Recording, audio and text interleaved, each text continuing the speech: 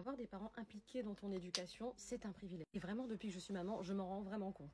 Je suis autonome depuis l'âge de mes 17 ans et à chaque fois que j'en parle autour de moi, j'ai souvent des réactions évidemment de personnes qui me félicitent, mais j'ai aussi des personnes qui vont réagir du style « Ah ben tu vois, quand on veut, on peut, etc. » Non, non, non, non, non, non, non, non, non. Je ne serai pas l'égérie de la méritocratie que vous voulez que je sois. La méritocratie n'existe pas. Si j'ai dû me débrouiller toute seule depuis mes 17 ans jusqu'à maintenant, c'est parce que j'avais pas le choix, les gars.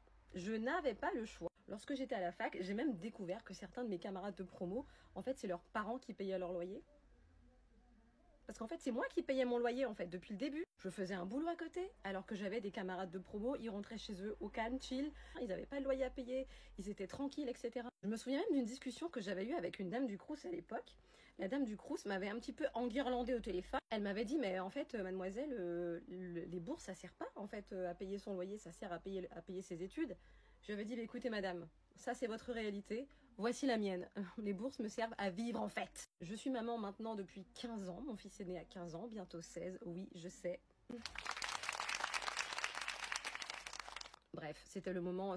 Et voilà les choses que je refuse que mes enfants subissent. Je refuse que mes enfants payent un loyer avant la fin de leurs études. Je refuse. Une fois qu'ils auront terminé, qu'ils auront obtenu leur bac, la priorité sera à leurs études, ce sera à leur formation, à leur perfectionnement de leurs connaissances. Je refuse que mes enfants aient à travailler à côté de leurs études. Parce que je peux vous garantir que c'est une putain de charge mentale. À la rigueur, s'ils veulent bosser, ça sera, voilà, s'ils veulent sur leur temps de vacances, etc. Et encore. Et encore. Et encore, parce que leur boulot, ce sera d'être étudiant. Déjà, c'est déjà énorme. Ils auront tout le temps et tout le loisir de découvrir ce que c'est que la vie d'adulte lorsqu'ils seront diplômés, en fait. Ils auront le loisir de découvrir ce que c'est que de payer un loyer et des charges plus tard.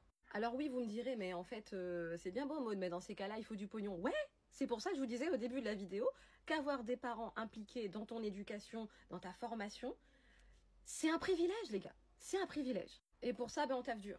Voilà.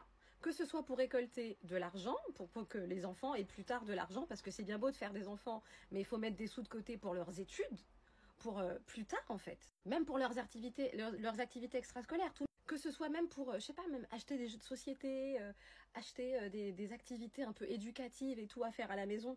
C'est un privilège, parce que ça coûte de l'argent. Ça coûte de l'argent. Et malheureusement, tout le monde n'a pas ce privilège. Voilà, tout le monde n'a pas le privilège de faire des activités extrascolaires, tout le monde n'a pas le privilège de découvrir des musées de fous, ou même juste de partir en vacances. Tous les enfants n'ont pas ce privilège. Donc forcément, de base, on part pas tous avec les mêmes... vous voyez ce que je veux dire? Les mêmes bases, en fait. Du coup, ça m'énerve un peu les discours du style « Ouais, quand on veut, on peut, il suffit de travailler dur. » Ouais, mais est-ce qu'ils ont eu le choix, ces gens-là?